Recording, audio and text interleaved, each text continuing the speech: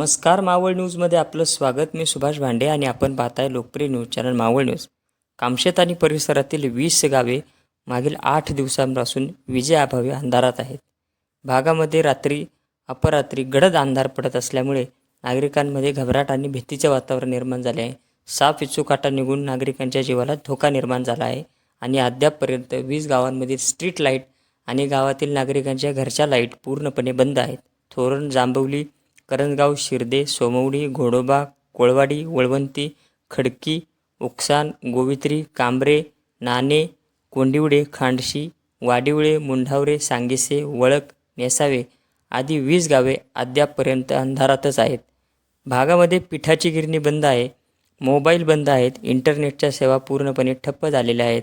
महावितरणच्या वायर्स आणि मोठमोठे खांब कोसळलेले आहेत. त्याची आत्तापर्यंत महावितरणने कोणतीही दुरुस्ती केली नाही. वास्तविक दुरुस्तीची कामे उन्हाळ्यात करायला आवश्यक होते, मात्र महावितरणाने यापैकी कुठलीही कामं केलेली नाहीत. त्यामुळे महावितरणच्या विरोधामध्ये नागरिकांमधून संतप्त प्रतिक्रिया उमटत आहेत. ग्रामीण भागामध्ये 8 दिवसापासून सर्वत्र अंधार आहे, तर कामशेत शहरामध्ये विजेचा सतत लपंडाव सुरू आहे. त्यामुळे घरातील mixer, geyser, fridge, T V, fan अशी विद्युत उपकरणे कमी अधिक व्होल्टेज झाल्यामुळं पूर्णपणे बिघडून गेली आहेत आणि त्यामुळे नागरिकांवर ही सगळ्या वस्तू दुरुस्त करण्याचा सुद्धा अधिकचा खर्च वाढताना भागामध्ये दिसत आहे. अनेक जण आपले मोबाईल कामशेतमधील वेगळ्या प्रकारच्या दुकानांमध्ये चार्जिंगला ठेवत आहेत. पाहूयात महावितरणच्या विरोधामध्ये नागरिकांमधून ज्या संतप्त प्रतिक्रिया उमटत आहेत त्याविषयी भागातील नागरिक नेमके मावळ न्यूजशी बोलताना काय म्हणाले.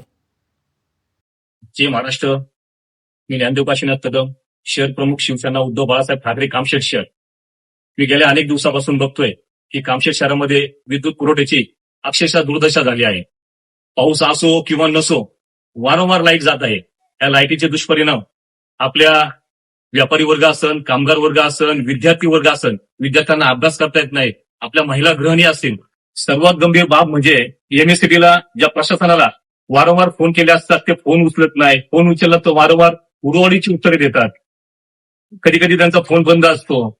मी त्यांना शिवसेना उद्धव बाळासाहेब ठाकरे व माझ्या कामशेतच्या नागरिकांच्या वतीने, जर पूर्ववत पदावरती जर लाईट आली नाही आणि त्याचं योग्य असं तुम्ही निवारण जर केलं नाही तर मोठ्या प्रमाणामध्ये आपल्या कार्यालयावरती, आपल्या एमएससीबीवरती आम्ही आंदोलन छेडू, रस्त्यावरती उतरू. याला पूर्णत्व जबाबदार आपले एमएससीबी आणि प्रशासन असणार आहे. जय महाराष्ट्र. नमस्कार, माझं नाव सुहास संजय लोणकर. कामशेत बाजारपेठमध्ये 3 दिवस झाले लाईटच नाही आणि ती लाईट नसल्यामुळं आर्थिकदृष्टी पण आमची आर्थिक परिस्थिती पण खूप नाजूक झालेली आहे. कारण की इथं लाईटच नाही 3 दिवस झाले. कामावरती पण त्याचा इतका मोठ्या प्रमाणात तोटा होतो आहे की माणसांना शब्द जरी दिला. तुम्ही इथे काय काम करताय? इथं आमची लॉन्ड्री आहे, पण कामच होत नाही आणि लाईटीचं आत 1 तास येते, 2 तास नाही येते, 1 तास येते, परत 2 तास नाही, असं कमीत कमी 3 दिवस झाले चालू आहे.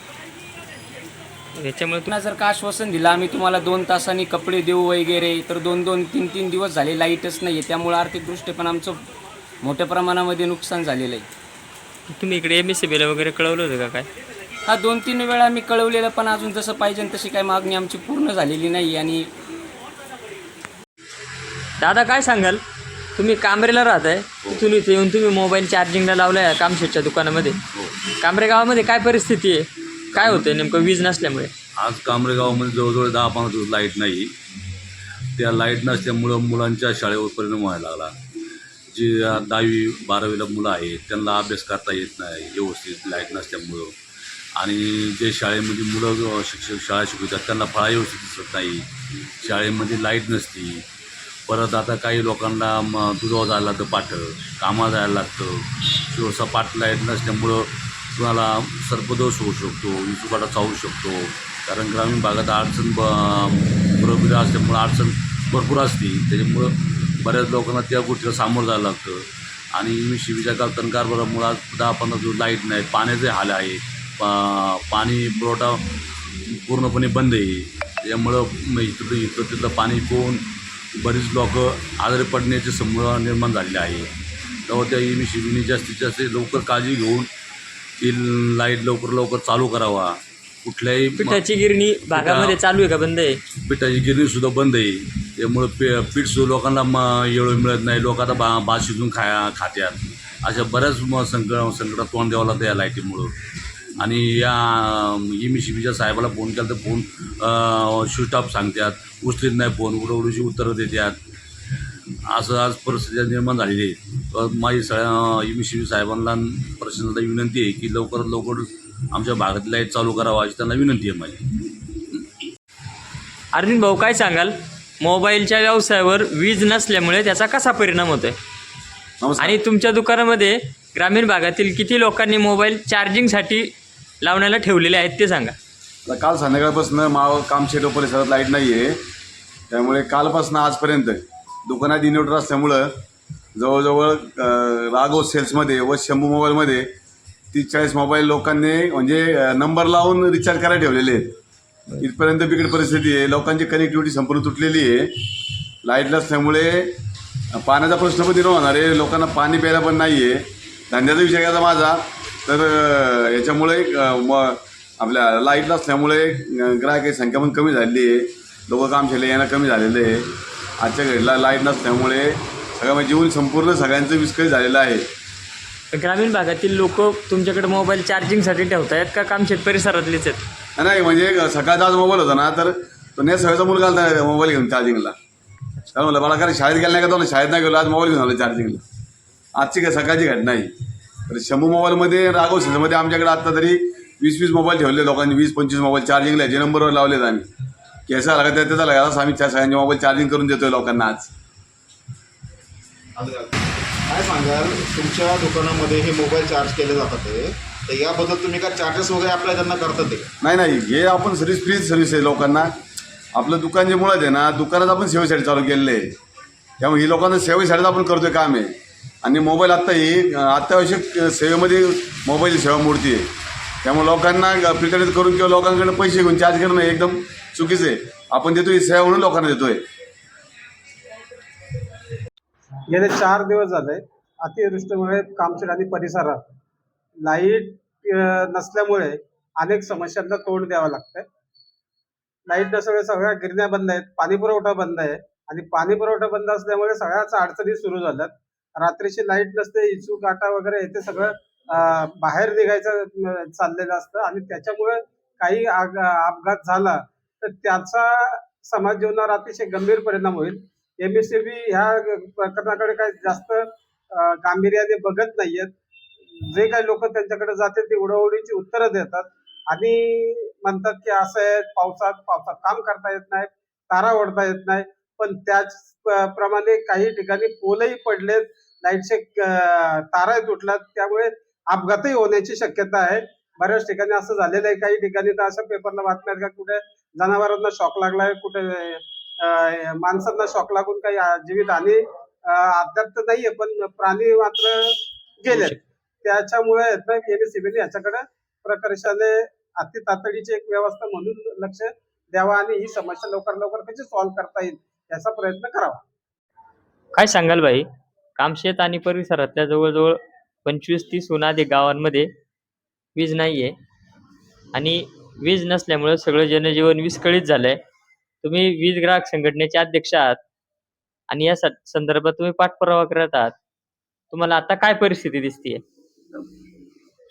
मावळच्या जनतेच्या वतीनं MSCBला मी आवाहन करतो, मुळामध्ये आपण वीज पुरवठा करताना विजेवरती येणारी झाडाची फांद्या त्या पण तोडत नाही. दुसरा मुद्दा, कामशेत शहराला वीज पुरवठा करण्यासाठी सबस्टेशनची गरज आहे. सबस्टेशन नसल्यामुळे नेमकी पॉवर कुठे घ्यायची, खोपोलीवर घ्यायची, तळेगाववर घ्यायची का पाहुणाची घ्यायची? सबस्टेशन कोण द्यायचं?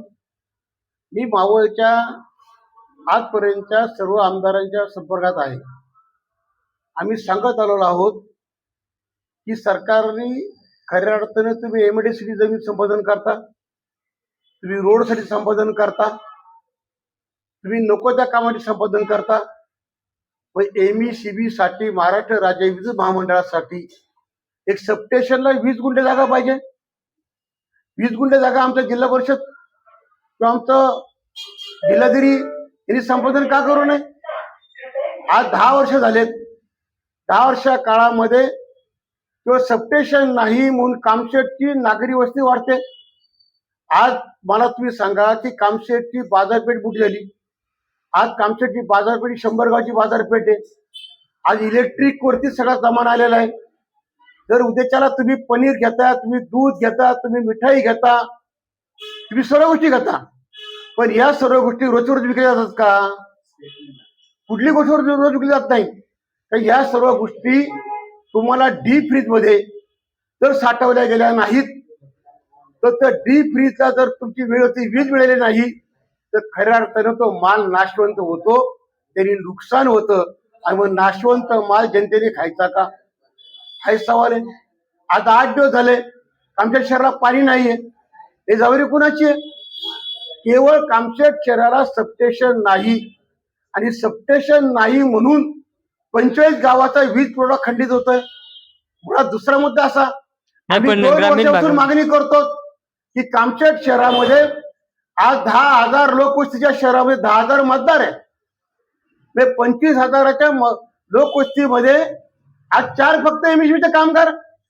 4 एमएससीबीच्या कामगारांनी कुठले कुठे फॉल्ट काढायचे, कुठले कुठले कामं करायची? मुळात तुमच्याकडे मनुष्यबळ नाही. राज्य सरकारने खऱ्या अर्थानं वीज वितरण कंपनी ती विकलेली आहे. म्हणजे अदानीला देण्यासाठी तुम्ही खरडोप करत आहात का? आमच्या ठिकाणी विरोध आहे. 25 वर्षापूर्वीची लोकसंख्या, 10 वर्षापूर्वीची लोकसंख्या, आजची लोकसंख्या आता जर विचार केला तर विजेची गरज ही प्रत्येक माणसाला आहे, प्रत्येक कुटुंबाला आहे. मग प्रत्येक कुटुंबाला त्याचं काय करत जाणार आहात? त्याचं पण काय नियोजन करतो आहोत? डीपीआरसीचा तुम्ही फंड वापरतात, त्याचा फंड तुम्ही काय करतात? तुमच्याकडे फंड नाही. पण जर तुम्ही या ठिकाणी कुणी नवीन फार्म हाऊस बांधला, कुणी नवीन बंगला बांधला, कुठल्या मंत्र्यासंत्र्याने नवीन बंगले खरेदी केले, की तुम्ही त्याला 24 तासात तुम्ही त्याचा प्रयत्न करतात, तुम्ही गँग लावतात, तुम्ही कामं करतात.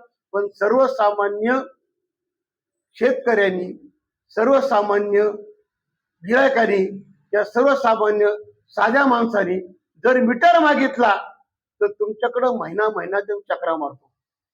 आजही आम्ही मागणी करत असताना ही वीज बिल का वाढतंय? तुमचे मीटर बरोबर नाहीयेत, मीटर दुरुस्त करा. कामशेत शहराला मीटरचं बिल माफ करण्यासाठी क्लार्क मिळत नाही. तुम्ही कबूल केलं होतं की आम्ही हप्त्याचा 1 दिवस कामशेत शहराला एक कर्मचारी बसू, तो कर्मचारी वीज बिल माफ कमी करणे, जास्त करणे, रिडिंग वाढले, त्याचा फॉल्ट काढणे, ही सगळे कामं करू. काहीही केलेलं नाही. तुम्ही फक्त आमच्यावर एकच उपकार केले की कामशेतच्या बऱ्यापैकी लाईनी बदलल्या, तुम्ही डीपी दुरुस्त केल्या, पण आजही कामशेत शहराला पाणी पुरवठा करण्यासाठी जी फिडरची व्यवस्था करणार होते ती आपण केलेली नाही. आणि म्हणून कामशेत शहर गेले 8 दिवस पाण्यापासून वंचित आहे. पाऊस पडतोय, पूर येतोय, पाणी पाहतात पण प्यायला पाणी नाही. ही अवस्था एमईसीबीच्या नीट रिसर कारभार नसल्यामुळं आहे आणि शासनाचं दुर्लक्ष असल्यामुळे आम्ही एमईसीबीच्या कर्मचाऱ्यांना नाव ठेवणार नाही. स्टाफच कमी आहे. 4 स्टाफने 25 गावं बघायची, कामशेत शहर बघायचं, हे दुर्दैव आहे. म्हणजे 0 बजेटला कामगार कपाती केली, त्याच कामगार कपात परत भरली गेलेली नाही.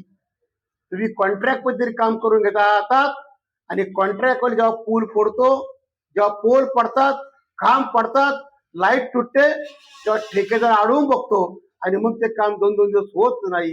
ही खऱ्या अर्थानं शासनाची जबाबदारी आहे. ही खऱ्या अर्थाने मी स्पष्ट बोलतो, स्थानिक लोकप्रतिनिधी सुद्धा आहे. आणि लोकप्रतिनिधीचं काम आहे जनतेला वेळेवरती वीज देणं, जनतेला वेळेवरती पाणी देणं, तिथल्या शाळेला लीड देणं. आज रात्री लाईट गेली, काय अवस्था होते? सर्वसामान्य शेतकऱ्याला त्याच्या शेतात येत असतं, शेतकरी शेताची कामं करतो, तो शेतीत जाणार. जर उद्या वीज तिथं पडलेली असेल आणि त्याला कळलं नाही, तर मगाशी माझ्या मित्रांनी सांगितलं की या राज्यामध्ये रोजच्या पेपरच्या बातमीप्रमाणे टीव्हीवरती रोज विजेचे शॉक लागून कमीत कमी रोज 2 माणसं मरतात. फलटणला 4 माणसं गेली, परत निगुसला 2 माणसं गेली, कुठे मरत नाही तेव्हा. मग त्याचा परिणाम मावळात घडणार आहे काय, म्हणून आमच्या या ठिकाणी म्हणणे की वीज पुरवठा पण सुरळीत करा. वीज पुरवठा सुरळीत करून सर्वसामान्यांचं काम होईल. आणि त्याचबरोबर जे स्मार्ट मीटरचं फॅड आणलेलं आहे, तो स्मार्ट मीटर सुद्धा जनतेची परवानगी घेतल्याशिवाय आपण स्मार्ट मीटर बसवू नये. माझं आव्हान आहे मावळच्या जनतेला की नियमानं ठरलेलं आहे. औरंगाबाद खंडपीठाने निर्णय दिलेला आहे की जो ग्राहक आहे, ग्राहकाचा ऍफिडेव्हिट किंवा ग्राहकाचा अर्ज घेतल्याशिवाय आपण स्मार्ट मीटर बसवायचा नाही. ही माझी मावळच्या जनतेला हात जोडून कळकळीची विनंती आहे. नाही, पण तुम्ही मगाशी म्हटलं की MSCB ला फीडर स्टेशन नाही या भागामध्ये. पोलीस स्टेशन करण्यासाठी कृषी विभागाची जागा मिळते. पोलीस स्टेशन तसं पाहता काय फार जीवनावश्यक वस्तू नाही, मात्र वीज ही जीवनावश्यक वस्तू आहे आणि त्याच्यासाठी शासन जागा अवेलेबल करत नाही. मागे ते म्हणाले होते की फॉरेस्टची जागा आम्ही चिखलची तिथे घेणार आहोत, मात्र तेही बासनातच बसलं, ते काही पुढे गेलं नाही. आणि जवळ असणाऱ्या नायगावच्या कृषी विभागाची जागा पोलीस स्टेशनसाठी देण्यात चालले. अजूनही ती भरपूर जागा शिल्लक आहे. या जागेकडं सबस्टेशन होण्यासाठी प्रयत्न व्हायला पाहिजेत का? नेमकं काय झालं पाहिजे किंवा लोकप्रतिनिधी इथं कुठं कमी पडतात, तुम्हाला काय वाटतं? बरोबर आहे. कृषी विभागाची जवळजवळ 16 एकर जागा ही शिल्लक आहे. कृषी विभाग त्याचा अर्थ काय जागेचा की कृषीच्या अधिकाऱ्यांनी त्या ठिकाणी मावळामध्ये होणाऱ्या पिकांसाठी तिथं भात पीक लावलं पाहिजे, गहू पीक लावलं पाहिजे आणि त्याचं बियाण्याचं मोजमाप करून बियाणे वाटप केलं पाहिजे.